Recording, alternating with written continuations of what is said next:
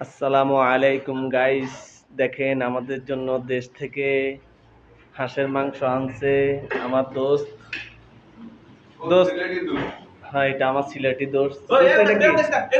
এটা হচ্ছে গরুর মাংস। আর এটা হচ্ছে, এটা উল্টাও ভাই, এটা হচ্ছে হাঁসের মাংস। ও গাইস, আপনারা সবাই চলে আসেন, দেখছেন? ও, আর এটা হচ্ছে আমাদের কি বট, সব এটা দেশ থেকে আনা হয়েছে, ঠিক আছে নি? এটা হচ্ছে সবকিছু দেশ থেকে আনা হচ্ছে। এরা আবার সালাদ কই, আমাদের সালাদ কই, সালাদ সালাদ।